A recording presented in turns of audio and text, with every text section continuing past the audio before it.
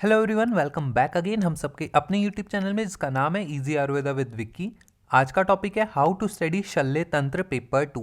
Paper 2 बहुत ही ज़्यादा important और इंटरेस्टिंग है। तो आज हम इस वीडियो में देखने वाले कि कैसे आपको पेपर 2 पढ़ना है, कहाँ कहाँ से लॉन्ग क्वेश्चन बनता है, कहाँ कहाँ से शॉर्ट क्वेश्चन बनता है, कौन से ऐसे टॉपिक है जिन्हें आप स्किप भी कर सकते हो एग्जाम पॉइंट ऑफ व्यू के हिसाब से, कितना आपको आयुर्वेद पढ़ना है, कितना आपको मॉडर्न पढ़ना है, ये सारी चीज़ें आज हम इस वीडियो में कवर करने वाले हैं। तो आइए स्टार्ट करते हैं। शल्य तंत्र पेपर 2। बहुत से स्टूडेंट को ये पेपर पढ़ने में थोड़ी डिफ़िकल्टीज आती होगी क्योंकि हमें पता ही नहीं होता है कि हमें क्या पढ़ना है और कैसे पढ़ना है, और जब तक हमें ये पता नहीं होगा हमें उस सब्जेक्ट में दिक्कत आएगी। तो आज मैं आपको ये बताऊंगा कि आपको क्या पढ़ना है और कैसे पढ़ना है, और इस वीडियो के एंड तक एटलीस्ट आपको इतना तो मैं गारंटी लेता हूँ कि इतना तो आपको पता चल जाएगा कि आपको इस पेपर को पढ़ना कैसे है। बाकी तो आप लोग समझदार हैं, आप कर ले जाओगे ये पेपर, इतनी मैं गारंटी लेता हूँ। तो आइए चलते हैं पेपर 2 की ओर कि क्या पढ़ना है आपको और कैसे पढ़ना है। ये पेपर पढ़ने का एक पैटर्न है, अगर उस पैटर्न के जरिए आप इसे पढ़ते हो तो आपको कोई दिक्कत नहीं आएगी। तो पहली बात तो आपको मॉडर्न कैसे पढ़ना है। तो मॉडर्न के लिए यहाँ पर एक फॉर्मूला है। वो फॉर्मूला क्या है? पहली चीज़ तो हमेशा ध्यान रखना डेफिनेशन। ठीक है, एक डेफिनेशन आपको, कुछ भी चीज़ आप मॉडर्न की पढ़ रहे हो आपको डेफिनेशन पता होनी चाहिए कि वो है क्या। ये डेफिनेशन के बाद एक कोडिंग है, ध्यान से देखिएगा उस कोडिंग को। वो कोडिंग क्या है? ECCDM। ठीक है, ये हर मॉडर्न टॉपिक्स, अभी मैं मॉडर्न टॉपिक को डिस्कस करूंगा वो मॉडर्न टॉपिक्स कैसे पढ़ने हैं, पर वो सारे मॉडर्न टॉपिक्स पढ़ने से पहले आपको ये चीज़ ध्यान में रखनी है। सबसे पहले डेफिनेशन, कुछ भी हम मॉडर्न पढ़ रहे हैं, मॉडर्न का टॉपिक हम पढ़ रहे हैं तो हमें सबसे पहले उसकी डेफिनेशन याद होनी चाहिए। उसके बाद ECCDM। अब ये ECCDM क्या है, ध्यान दीजिएगा। ECCDM आपको हर मॉडर्न टॉपिक का पढ़ना है। ECCDM क्या? ई से होगी आपकी ईटियोलॉजी। ठीक है, ईटियोलॉजी। सी से हो जाएगा आपका क्लिनिकल फीचर। फिर सी से हो जाएगा आपका क्लासिफिकेशन। इसको अपनी नोटबुक में लिख लीजिएगा, ध्यान रखना है। और हमें क्योंकि बुक में ऊपर नीचे दिया हुआ होता है, पहले क्लिनिकल फीचर, पहले डायग्नोस, फिर मैनेजमेंट, तो वो ऊपर नीचे दिया हुआ होता है, लेकिन हमें अपने नोट्स में इस वे में बनाना है। सबसे पहले डेफिनेशन, उसके बाद ईटियोलॉजी, उसके बाद क्लिनिकल फीचर, उसके बाद क्लासिफिकेशन, डी से हो जाएगा आपका डायग्नोस, और एम से हमेशा लास्ट में आ जाएगा हमारा मैनेजमेंट। ठीक है, तो मॉडर्न टॉपिक्स। और ध्यान रखिएगा, ये जो पेपर 2 है, बहुत बच्चे बोलते हैं कि पूरा मॉडर्न है, नहीं, 70% मॉडर्न है, जबकि मैं बोलूँगा कि 70% मॉडर्न है और 30% इसमें आयुर्वेद है। तो आयुर्वेद भी इस पेपर में है, ध्यान रखिएगा। ठीक है, आयुर्वेद भी आता है, मॉडर्न भी आता है। ठीक है, लेकिन ज़्यादा जो वेटेज है वो मॉडर्न की रहती है। तो 70-30 का मैं रेशियो लेके चलता हूँ। तो ध्यान रखिएगा, कोई भी मॉडर्न टॉपिक हम पढ़ेंगे, ये उसका फॉर्मूला है। पहले डेफिनेशन, उसके बाद ECCDM। तो ECCDM क्या है? ई से ईटियोलॉजी, सी से क्लिनिकल फीचर, फिर सी से क्लासिफिकेशन, फिर डी से डायग्नोस और एम से मैनेजमेंट। तो अगर आप हर मॉडर्न टॉपिक का इतनी चीज भी याद कर लोगे ना तो मेरा काम हो गया। ठीक है, यहां से आपको उसके बाद कोई आपके मार्क्स नहीं कटेंगे, फुल आउट ऑफ फुल आपको मिलेंगे अगर आप बिल्कुल सीक्वेंस से चलोगे। ठीक है, तो ये ध्यान रखिएगा, डेफिनेशन और ECCDM। ई से ईटियोलॉजी, सी से क्लिनिकल फीचर, सी से क्लासिफिकेशन, डी से डायग्नोस और एम से मैनेजमेंट। ठीक है, तो ये तो स्टार्टिंग में मैंने आपको बताना था। अब हम चलते हैं हमारे सिलेबस की ओर। सिलेबस की ओर जाने से पहले एक छोटी सी इन्फॉर्मेशन है आप सभी के लिए कि मैंने एक कोर्स लॉन्च किया है जिसका नाम है ऑनलाइन क्रैश कोर्स। ये फाइनल ईयर स्टूडेंट्स के लिए है, जिसमें मैं सारे सब्जेक्ट्स कवर करूंगा। हर डे आपकी क्लासेस होगी, ऑनलाइन क्लासेस इसमें रहती है, 1.5 घंटे की क्लासेस होगी जिसमें मैं सारी सब्जेक्ट्स कवर करूंगा according to exam point of view. और इसकी कोर्स की जो ड्यूरेशन है वो 3 मंथ की आपकी रहेगी। तो जो स्टूडेंट्स मेरे साथ पढ़ना चाहते हैं, मेरी निमोनिक्स के साथ पढ़ना चाहते हैं, वो इस कोर्स में अपना आपको इनरोल करा सकते हैं। कोर्स जल्दी स्टार्ट होने वाला है, नीचे डिस्क्रिप्शन में मेरा नंबर होगा, आप वहाँ से मुझे कांटेक्ट कर सकते हैं ताकि मैं आपको उस रिस्पेक्टिव ग्रुप में ऐड कर सकूँ। तो इस कोर्स के लिए जो भी डिटेल्स है आप नीचे डिस्क्रिप्शन में मेरा नंबर आपको मिल जाएगा, वहाँ से आप ये कोर्स के बारे में आप मेरे से पूछ सकते हैं। चलिए स्टार्ट करते हैं। जब भी आप ये सब्जेक्ट पढ़ने बैठो हमेशा आपके पास सिलेबस होना चाहिए, पहली बात। दूसरी बात, यहाँ पर देखिएगा कि मैंने सिलेबस को छोटे छोटे पार्ट्स में डिवाइड कर रखा है। ठीक है, तो ऐसे ही आपको छोटे छोटे पार्ट्स में देखो, जैसे मैंने भग्न को एक पार्ट बना दिया, डिजीज ऑफ बोन को एक पार्ट बना दिया, ऐसे ही हम आगे देखते रहेंगे। तो मैंने छोटे छोटे पार्ट्स में इस सिलेबस को डिवाइड कर रखा है। तो चलिए पहले पार्ट से, जो कि है हमारा भग्न, वहाँ से स्टार्ट करते हैं। तो सबसे पहली बात देखिए, भग्न वेरी इंपॉर्टेंट और 10 मार्क्स का क्वेश्चन या लॉन्ग क्वेश्चन यहाँ से ज़रूर आपको देखने के लिए मिलेगा और डेफिनेट है कि यहाँ से ये क्वेश्चन आपको ज़रूर आपके एग्जाम में देखने के लिए आपको मिलेगा। अब भग्न सिर्फ यहाँ से हमें आयुर्वेद पढ़ना है, कोई मॉडर्न यहाँ से ज़्यादातर जैसे ये सारे फ्रैक्चर्स आप देख रहे होगे, स्कैपुला का, हमारे क्लेविकल का, ह्यूमरस का, इतना यहाँ पर नहीं आता है। मेरे लिए जो मुझे चाहिए वो चाहिए भग्न। भग्न में आपकी दो चीज़ें आ जाएगी, एक तो संधि मोक्ष और एक कांड भग्न। ठीक है, तो यहाँ से आपको क्या पढ़ना है, सबसे पहले तो भग्न की परिभाषा आपको याद होनी चाहिए, उसके बाद भग्न कितने होते हैं, संधि मोक्ष और कांड भग्न,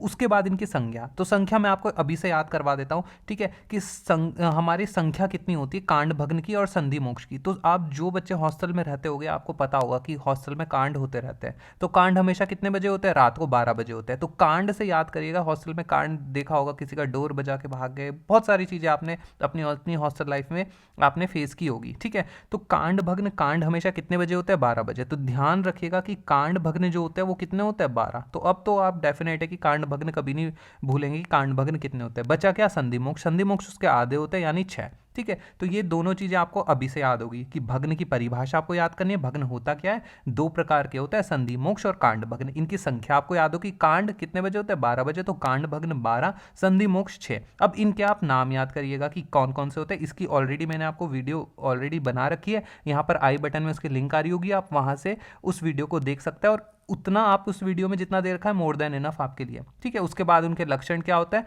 और लास्ट में आपको उनकी चिकित्सा। ठीक है, तो क्या पढ़ना है भग्न में, सबसे पहले परिभाषा, उसके बाद उनकी संख्या याद होगी, फिर उनके आपको नाम याद करना है, फिर उनके हमें लक्षण याद करना है और लास्ट में उनकी चिकित्सा याद करनी है। बस इतनी चीज आपको यहाँ से पढ़नी है, बाकी हाथ जोड़ के आगे बढ़ जाना है। ठीक है, बाकी मॉडर्न में यहाँ से कोई क्वेश्चन देखने के लिए नहीं मिलता है, आप अपनी नॉलेज के लिए पढ़ सकते हो। तो जो मुझे यहाँ से भग्न में चाहिए सिर्फ इतनी चीज जितनी मैंने आपको बताई है, इतनी मोर देन इनफ है। ठीक है, चलो आगे बढ़ते हैं, हाथ जोड़ के आगे बढ़ जाइए। अब देखते हैं डिजीज ऑफ बोन। ठीक है, अब disease of bone modern topic है, तो मॉडर्न टॉपिक कैसे पढ़ना है आपको, मैंने आपको पहले ही बताया था। क्या, डेफिनेशन, फिर ECCDM। ठीक है, तो डेफिनेशन के बाद क्या था, ECCDM, यानी डेफिनेशन, फिर ईटियोलॉजी, फिर क्लिनिकल फीचर, फिर क्लासिफिकेशन, फिर डायग्नोस और उसके बाद मैनेजमेंट या ट्रीटमेंट। अब यहाँ से देखिएगा क्या बोला गया, आपको कितनी चीज पढ़नी है यहाँ से। कंजेनाइटल एनोमलीज, देखिए क्या बोला गया, कंजेनाइटल एनोमलीज एज सच इतना इंपॉर्टेंट नहीं है, तो इसको आप स्किप कर सकते हो। मुझे जो यहाँ से चाहिए वो चाहिए ये osteomyelitis, very very very important. यहाँ से आपको लॉन्ग क्वेश्चन बन सकता है कि क्या ऑस्टियोमाइलिटिस होता है। तो यहाँ से ऑस्टियोमाइलिटिस क्या होता है, ऑस्टियो मतलब आपको पता है आपकी बोन्स, और माइलिटिस मतलब इन्फेक्शन। ठीक है, बच्चों में ज्यादातर देखने के लिए यहाँ पर मिलेगा। तो यहाँ पर क्या होता है, सबसे पहले आपको डेफिनेशन ऑस्टियोमाइलिटिस की याद होनी चाहिए, ईटियोलॉजी पता होनी चाहिए, क्लिनिकल फीचर क्या क्या क्लिनिकल फीचर मिलेंगे, क्लासिफिकेशन क्या क्या, अगर होता है तो ठीक है वरना आगे बढ़ जाना। उसके बाद डायग्नोस, कैसे आप डायग्नोस कर सकते हैं, एक्सरे वगैरह जो भी आप कराएंगे। उसके बाद मैनेजमेंट और ट्रीटमेंट क्या होती है। बस यहाँ से डिजीज ऑफ बोन से मुझे क्या चाहिए, ऑस्टियोमाइलिटिस, सिस्ट, ट्यूमर और ट्यूबरक्लोसिस एज सच इतना इंपॉर्टेंट नहीं है एग्जाम पॉइंट ऑफ व्यू से। तो यहाँ से जो डिजीज ऑफ बोन से जो पहली चीज मुझे चाहिए वो चाहिए ऑस्टियोमाइलिटिस, बाकी हाथ जोड़ के आगे बढ़ जाइएगा। अब चलते हैं आगे, क्रेनियोसेरेब्रल इंजरी। क्रेनियोसेरेब्रल इंजरी एज सच इतना इंपॉर्टेंट नहीं है, तो इसमें से ज़्यादा क्वेश्चन आपको देखने के लिए नहीं मिलेगा, हाथ जोड़ के आगे बढ़ जाइएगा। उसके बाद चलते हैं हम डिजीज ऑफ स्पाइन। ठीक है, तो यहाँ से डिजीज ऑफ स्पाइन से शॉर्ट क्वेश्चन बनता है, वो किस में, एंकाइलोजिंग स्पॉन्डिलाइटिस 5 नंबर में, और उसके बाद डिस्क प्रोलैप्स 5 नंबर में। ठीक है, ये भी एक थोड़ा सा बाद में देखिएगा, इसको इतना इंपॉर्टेंट वैसे है नहीं, पर आपको थोड़ा सा इसके बारे में, स्पॉन्डिलाइटिस के बारे में तो पढ़ना ही पढ़ना है। वही चीज़ क्या पढ़ना है, डेफिनेशन, उसके बाद ECCDM, etiology, clinical feature, classification, diagnose और मैनेजमेंट। तो इसके बारे में भी थोड़ा सा देखिएगा, बाकी और चीज़ें मुझे यहाँ से चाहिए नहीं। उसके बाद आगे बढ़ जाते हैं हम डिजीज ऑफ ब्रेस्ट। ठीक है, तो डिजीज ऑफ ब्रेस्ट में क्या आता है, वेरी इंपॉर्टेंट, स्तन विद्रदि। ये आपने अपने गायनी में भी पढ़ा होगा, जिसे हम ब्रेस्ट एब्सिस भी बोलते हैं। यहां से भी शॉर्ट क्वेश्चन यानी 5 नंबर का क्वेश्चन सिर्फ बनता है। तो ये आपको मॉडर्न और आयुर्वेद दोनों में पढ़ना है, ब्रेस्ट एब्सिस और स्तन विद्रदि। विद्रदि बहुत ज्यादा इंपॉर्टेंट टॉपिक है, मैं पहले ही बता देता हूं। विद्रदि आपने अपने शल्य तंत्र पेपर 1 में भी देखा होगा, विद्रदि बहुत ही ज्यादा इंपॉर्टेंट है। विद्रदि से पूरा एक लॉन्ग क्वेश्चन बनता है, पेपर 1 में भी इंपॉर्टेंट है, और यहाँ पे भी जितनी भी विद्रदि होती है सारी आपको पढ़नी है, जिसमें से स्तन विद्रदि एक है। ठीक है, स्तन अर्बुद ये थोड़ा इतना क्वेश्चन इसका बनता नहीं है, तो ये थोड़ा आप छोड़ भी सकते हो। उसके बाद डिजीज ऑफ चेस्ट में जो प्लूरल इफ्यूजन प्लूरेसी, ठीक है, ये आपको क्लिनिकल के हिसाब से भी इम्पॉर्टेंट है थोड़ा सा। इसमें मॉडर्न, सिर्फ प्लूरल एफ्यूजन सिर्फ मॉडर्न पढ़ना है आपको 5 नंबर में, और प्लूरेसी भी सिर्फ 5 नंबर में, छोटा सा, ठीक है, ज़्यादा नहीं, सिर्फ होता क्या है उतनी चीज़ें आपको सिर्फ याद रखनी है, बाकी और कुछ नहीं है। आगे बढ़ जाते हैं, डिजीज ऑफ ईसोफेगस। अब चलते हैं disease of oesophagus. Disease of oesophagus में देखो क्या बोला गया है, कंजेनाइटल एनोमली सबकी नहीं पढ़नी है, ठीक है, तो ये छोड़ देना। Oesophagitis, very very very very very very important long question के लिए। ईसोफेजाइटिस, ईसोफेगस आपको पता है, आइटिस मतलब इन्फ्लामेशन, तो ईसोफेगस का इन्फ्लामेशन, अब ईसोफेगस का इन्फ्लामेशन एक ही कारण से होता है जो कि है आपका GERD, gastro oesophageal reflux disorder या डिजीज, ठीक है। तो ये बहुत इंपॉर्टेंट है ईसोफेजाइटिस। तो सबसे पहले डेफिनेशन तो आपको पता ही चल गई, ईसोफेगस का इन्फ्लामेशन उसे ईसोफेजाइटिस बोलते हैं। उसके बाद ECCDM यानी ईटियोलॉजी, क्या क्या कारण होता है। उसके बाद क्लिनिकल फीचर, क्या क्या आपको मिलेगा, बर्निंग सेंसेशन मिलेगी, जो है वॉमिटिंग वगैरह, ये सारी चीज़ें आपको मिलेगी। उसके बाद क्लिनिकल फीचर क्या, क्लासिफिकेशन, अगर होता है तो ठीक है, नहीं तो आगे बढ़ जाइएगा। उसके बाद डायग्नोस, कैसे आप डायग्नोस कराएंगे, और उसके बाद मैनेजमेंट या ट्रीटमेंट जैसा एंटासिड वगैरह, ये सारी चीजें, ठीक है। तो इसमें से जो लॉन्ग क्वेश्चन में आएगा वो सिर्फ ईसोफेजाइटिस है, ठीक है। वेरिएसेस एक बार छोटा सा सिर्फ मोटा मोटा पढ़िएगा, अल्सर्स और ट्यूमर इतने इंपॉर्टेंट नहीं है, आगे बढ़ जाइएगा, ठीक है। उसके बाद अब चलते हैं हम गुल्म रोग में। तो गुल्म रोग देखो मॉडर्न का टॉपिक नहीं है, पूरा आयुर्वेद का टॉपिक है, तो यहाँ गुल्म से सिर्फ आयुर्वेद, ठीक है। और ये तो शायद आपको मेरे से ज़्यादा पता हो कि गुल्म क्या होता है, कितने प्रकार के होते हैं, क्या क्या उसके निदान, प्रकार, लक्षण, उपद्रव, चिकित्सा, ये सारी चीज़ें आपको पता है, ठीक है। तो ये सारी चीज़ें यहाँ से गुल्म से सिर्फ मॉडर्न नहीं पढ़ना है, पूरा आयुर्वेद है गुल्म, ठीक है। तो गुल्म आप चिकित्सा स्थान से पढ़ सकते हो, सुश्रुत से पढ़ सकते हो, जहाँ से आपको पढ़ना चाहे उतनी चीज़ें, क्या क्या, निदान, प्रकार, लक्षण, उपद्रव और चिकित्सा। आगे बढ़ता है शूल, वेरी इंपॉर्टेंट, एक क्वेश्चन डेफिनेट है यहाँ पर शूल से। अब शूल कितने प्रकार के होते हैं, जो 8 प्रकार के शूल है वो तो है ही है इंपॉर्टेंट। इसमें 2 शूल मैं अपनी तरफ से बता देता हूँ, एक तो अंद्रव शूल और एक परिणाम शूल, वेरी इंपॉर्टेंट। अंद्रव शूल और परिणाम शूल दोनों के श्लोक, अनद्रव शूल क्या होता है और परिणाम शूल क्या होता है। परिणाम नाम से इंडिकेट है, खाना खाने के बाद जो पीड़ा होती है, परिणाम शूल। और अंद्रव शूल ऐसा शूल जो कभी भी हो सकता है, खाना खाने से पहले, खाना खाने के दौरान और खाना खाने के बाद, ठीक है। और परिणाम शूल हमेशा खाना खाने के बाद होगा। तो ये शूल, इनका श्लोक पूरा आपको याद करना है, ठीक है। बाकी अंद्रव शूल और परिणाम शूल को ज़्यादा एम्फेसिस देना है, बाकी के शूल को इतना थोड़ा कम भी देंगे चल जाएगा। उसके बाद वेरी इंपॉर्टेंट, जितने इंपॉर्टेंट इसमें लगाने उतने इंपॉर्टेंट लगा देना उदर रोग, जितने इंपॉर्टेंट लगाने उतने इंपॉर्टेंट लगा देना उदर रोग में। उदर रोग से एक क्वेश्चन जरूर आएगा, लॉन्ग क्वेश्चन, यहां से ध्यान रखना, लॉन्ग क्वेश्चन और शॉर्ट क्वेश्चन दोनों यहां से बनेंगे। उदर रोग में कुछ नहीं छोड़ना है, modern as well as Ayurveda, ठीक है, दोनों चीज़ें आपको पढ़नी है, मॉडर्न भी आयुर्वेद भी, ठीक है। तो आयुर्वेद के लिए तो मैं आपको बोलूँगा कि उदर रोग जो हमारा क्या बोलते हैं, हमारा जो 13 चैप्टर है, उदर, अर्श और गृहिणी, 13 चैप्टर जो है हमारा चिकित्सा स्थान का, पूरा रट लेना, पूरा मैंने उदर रोग पे ऑलरेडी वीडियो बना रखी है, तो यहाँ पर आई बटन में डिस्क्रिप्शन में आपको उसके लिंक भी मिल जाएगी। आयुर्वेद तो आप वहाँ से ख़त्म कर दीजिएगा। बाकी अब आती है मॉडर्न की बात। मॉडर्न में एसाइटिस को जितना इंपॉर्टेंट देना है उतना इंपॉर्टेंट दे देना। एक क्वेश्चन आपके लिए कि टैपिंग जो कराते हैं वो किस में कराते हैं हम, ठीक है, वो आप बताना मुझे, लिंक मैं उसका कमेंट पिन आउट कर दूंगा। टैपिंग किस उदर रोग में हम कराते हैं, ठीक है, या मॉडर्न का टॉपिक उदर रोग छोड़ो है, ठीक है। आगे बढ़ जाते हैं, उदर रोग वेरी इंपॉर्टेंट, एसाइटिस पूरा, परफोरेशन क्या होता है, ठीक है, इंटेस्टाइनल ऑब्स्ट्रक्शन क्या होता है। इन चारों जो ये 8 प्रकार के हमारे उदर रोग है, इसमें जो लास्ट वाले हैं कौन कौन से, सबसे पहले हमारा प्लीहोदर, उसके बाद हमारा आता है बदगुदोदर, छतोदर और जलोदर, पूरे 4 का modern as well as Ayurveda दोनों आपको यहाँ से पढ़ना है, ठीक है। तो आगे बढ़ जाते हैं, अब हम आ जाता है हमारा डिजीज ऑफ स्टमक और ड्यूडेनम। ध्यान रखना उदर रोग से क्वेश्चन जरूर आएगा, लॉन्ग क्वेश्चन, ठीक है, जरूर आएगा, जरूर, बहुत इंपॉर्टेंट है। उसके बाद disease of stomach and duodenum. तो स्टमक एंड ड्यूडेनम में पहला जो आता है pyloric stenosis, very important, question already आ रखा है, ये यूपी वाले जितने भी बच्चे हैं ये ध्यान रखिएगा, लास्ट ईयर शायद उत्तराखंड वाले में भी आया था, ठीक है। तो pyloric stenosis very important. Pyloric क्या होता है, किसका पार्ट होता है, स्टमक का। स्टमक के 3 पार्ट होते हैं ना, फंडस, कार्डिक और पायलोरिक, ठीक है।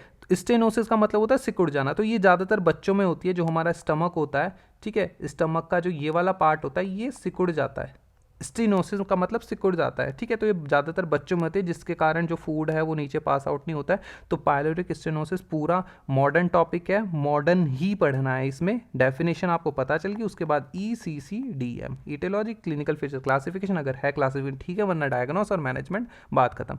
Peptic ulcer very important, long question नहीं आता, शॉर्ट क्वेश्चन इसका आता है, तो 5 नंबर के लिए पेप्टिक अल्सर आप इसमें याद रखेगा। बस इसमें स्टमक एंड ड्यूडेनम में जो ज़्यादा एम्फेसिस देंगे वो देंगे पाइलोरिक स्टेनोसिस को। आगे बढ़ जाता है disease of small intestine.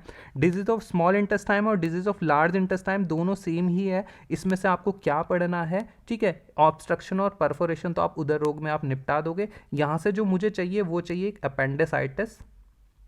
Appendicitis 5 number में, ठीक है। अपेंडिक्स कहाँ होती है पहले आपको पता होना चाहिए। अपेंडिसाइटिस इन्फ्लामेशन, आइटिस जहाँ भी आता है इन्फ्लामेशन, उसका इन्फ्लामेशन क्या क्या आपको यहाँ पर उसके क्लिनिकल फीचर आपको देखने के लिए मिलेंगे। बाकी मेरा जो फेवरेट है वो है ये Crohn's disease and ulcerative colitis, very important clinical के हिसाब से भी, और यहाँ से शॉर्ट क्वेश्चन आपको देखने के लिए मिलेगा। इनमें डिफरेंस भी पूछ सकता है और इनमें शॉर्ट नोट्स भी आपको पूछ सकते हैं। क्या, क्रॉन्स डिजीज और अल्सरेटिव कोलाइटिस वेरी इंपॉर्टेंट है, दोनों क्या है, ठीक है।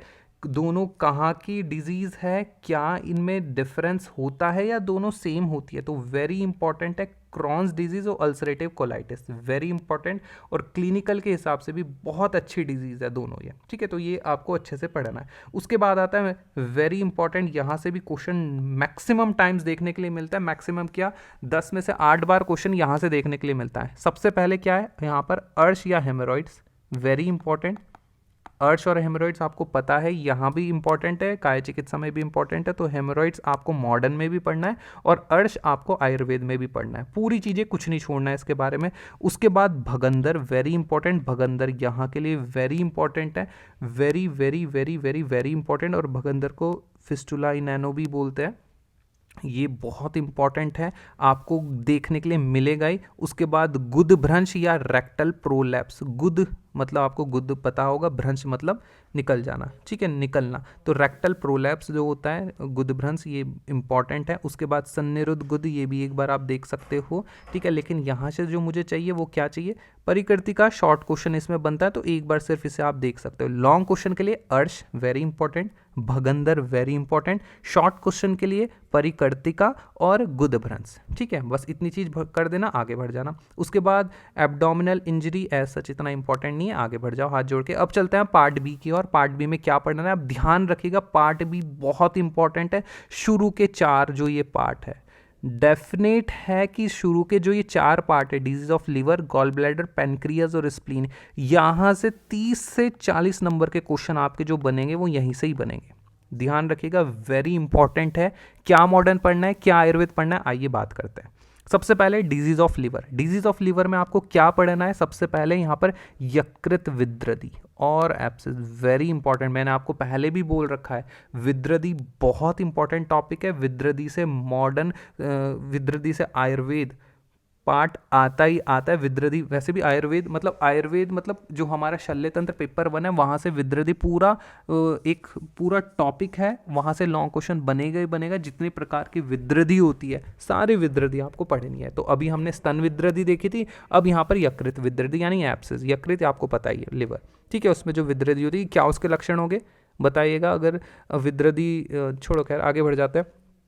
उसके बाद portal hypertension, short question 5 number के लिए, portal hypertension short question 5 number के लिए। उसके बाद यकृतोदर और हिपैटोमेगैली 5 नंबर शॉर्ट क्वेश्चन। तो यहाँ से सिर्फ शॉर्ट क्वेश्चन आपको देखने के लिए मिलेगा, ठीक है। यकृत विद्रदी से या विद्रदी से लॉन्ग क्वेश्चन यहाँ पर बन सकता है, ठीक है। उसके बाद आगे बढ़ता है, very very very very very very very important, जितने इंपॉर्टेंट इन्हें उतने इंपॉर्टेंट दे दो। यहाँ से गॉल ब्लैडर से, डिजीज ऑफ गॉल ब्लैडर से कुछ नहीं छोड़ना है। कॉलिसिस्टाइटिस वेरी इंपॉर्टेंट, आइटिस जहाँ भी है आपको पता है, आइटिस मतलब इन्फ्लामेशन, कॉली मतलब गॉल ब्लैडर, ठीक है।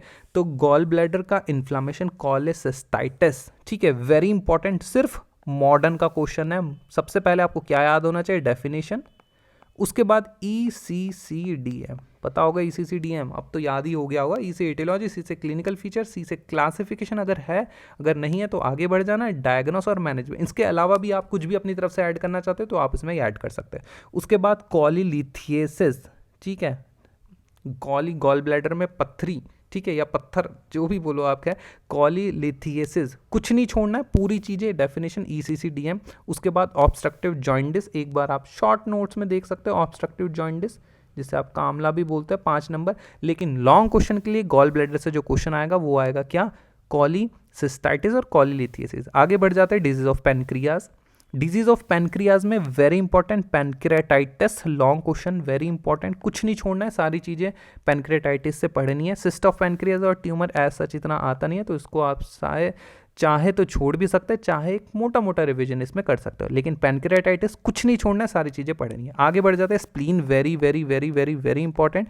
स्प्लीन से स्प्लीनोमेगैली, वेरी इंपॉर्टेंट, स्प्लीनोमेगैली, ठीक है। ब्लड बैंक ऑफ बॉडी क्या है, स्प्लीन, ठीक है। स्प्लीन में ही टेट्राहेड्रल स्ट्रक्चर जिसका होता है, ठीक है, 1 × 3 × 5 × 7 × 11, कुछ ऐसा भी है इसका, एक बार जाके आप देख सकते हो, ठीक है। स्प्लीनोमेगैली, कुछ नहीं छोड़ना है, पूरी चीज़ें पढ़नी है, डेफिनेशन और ECCDM। उसके बाद स्प्लीनिक रप्चर, ये 5 नंबर के लिए, ठीक है। लेकिन लॉन्ग क्वेश्चन के लिए स्प्लीनोमेगैली बहुत इंपॉर्टेंट है, क्वेश्चन जरूर बनेगा। ये 4 टॉपिक जो है, लीवर, गॉल ब्लैडर, पेनक्रियाज और स्प्लीन, यहाँ से 30 नंबर मिनिमम का क्वेश्चन जरूर बनेगा। उसके बाद आगे बढ़ जाते हैं डिजीज ऑफ किडनी और यूरेटर, ठीक है। तो क्या बोला गया है हमारा, सबसे पहले यहाँ पर एक इसमें आप देख सकते हो, क्या देखोगे, पेरिनेफ्रिक एब्सिस, ठीक है, एक बार ये देख सकते हो। Polycystic kidney, short question, long question नहीं इसमें आएगा, सिर्फ शॉर्ट क्वेश्चन के लिए, ठीक है। कैलकुलस, एक बार शॉर्ट क्वेश्चन, बाकी और कुछ नहीं। आगे बढ़ जाओ, इतना इंपॉर्टेंट नहीं, आगे बढ़ जाओ। उसके बाद disease of urinary bladder. Disease of urinary bladder में आप क्या पढ़ोगे, वेरी इंपॉर्टेंट, अश्मरी, लॉन्ग क्वेश्चन बनेगा, जिसे आप वेसिकल कैलकुलस भी बोलते हैं। लॉन्ग क्वेश्चन अश्मरी, डेफिनेट है कि आएगा ही आएगा, ठीक है। अश्मरी पढ़नी है, कितने प्रकार की अश्मरी होती है, क्या क्या होता है, पूरी चीज़ें सुश्रुत से पढ़ेंगे तो बहुत अच्छा है, ठीक है। अश्मरी आपको वेरी इंपॉर्टेंट है, कुछ नहीं छोड़ना है। अश्मरी यानी आयुर्वेद, और वेसिकल कैलकुलस ये थोड़ा सा आपको मॉडर्न में पढ़ना है। उसके बाद मूत्रकृच और मूत्राघात, ये शायद मुझे आपको बताने की ज़रूरत नहीं है, फर्स्ट ईयर से आप पढ़ते हैं मूत्राघात कितने होते हैं, मूत्रकृच कितने होते हैं, सिर्फ मॉडर्न का टॉपिक है, तो यहाँ से सिर्फ आयुर्वेद का टॉपिक है, तो आयुर्वेद में आप पढ़ोगे क्या है, मूत्रकृच कितने होते हैं, मूत्राघात कितने होते हैं। वीडियो भी मैंने आपको इसकी बना रखी है, कहीं आप ढूंढेंगे यूट्यूब पे तो आपको मिल जाएगी। उसके बाद disease of prostate, very important, ठीक है, वेरी वेरी वेरी इंपॉर्टेंट। एक क्वेश्चन तो यहाँ से आपको देखने के लिए जरूर मिलेगा। सबसे पहले प्रोस्टाइटिस वेरी इंपॉर्टेंट। प्रोस्टेट जो है उसका इन्फ्लामेशन, पूरी चीज़ें कुछ नहीं छोड़ना है, लॉन्ग क्वेश्चन में यहाँ से बन सकता है। उसके बाद बेनिंग एनलार्जमेंट ऑफ प्रोस्टेट, ठीक है, वेरी वेरी इंपॉर्टेंट, यहाँ से भी आता है, ठीक है। BPH वेरी इंपॉर्टेंट है, वेरी इंपॉर्टेंट, यहाँ से भी शॉर्ट क्वेश्चन आपको देखने के लिए ज़रूर मिलेगा, ठीक है। और एब्सेस इतना इंपॉर्टेंट, एक बार शॉर्ट नोट्स के लिए देख सकते हो, मोटा मोटा रिवीजन, लेकिन प्रोस्टेटाइटिस तो आपको पढ़ना ही पढ़ना है। आगे बढ़ जाता है डिजीज ऑफ यूरेथ्रा। यूरेथ्रा में एक चीज़ जो पढ़नी है वो है यूरेथ्राइटिस, वेरी इंपॉर्टेंट, आइटिस जहाँ भी यानी इन्फ्लामेशन। स्ट्रिक्चर वेरी इंपॉर्टेंट, बिल्कुल स्ट्रिक्चर मतलब सिकुड़ जाना, ठीक है, ये भी इंपॉर्टेंट है, शॉर्ट नोट्स के लिए आप पढ़ सकते हो, ये आप लॉन्ग क्वेश्चन के लिए पढ़ोगे। बाकी आगे बढ़ जाओ, disease of penis, very important, disease of penis भी एक क्वेश्चन जरूर आपको यहाँ पर देखने के लिए मिलेगा। इसमें जो है निरुद्ध प्रकर्ष और फाइमोसिस, लॉन्ग क्वेश्चन हमारे पास तो लॉन्ग क्वेश्चन आया था, यहाँ से ध्यान रखिएगा, लॉन्ग क्वेश्चन बनता है। फाइमोसिस और पैराफाइमोसिस, ये दो तो यहाँ के बिल्कुल सेलेक्टेड और हाईलाइटेड टॉपिक्स है जहाँ से लॉन्ग क्वेश्चन देखने के लिए मिलेगा, और इसमें आपको मॉडर्न और आयुर्वेद दोनों पढ़ना है, फाइमोसिस और पैराफाइमोसिस, ठीक है।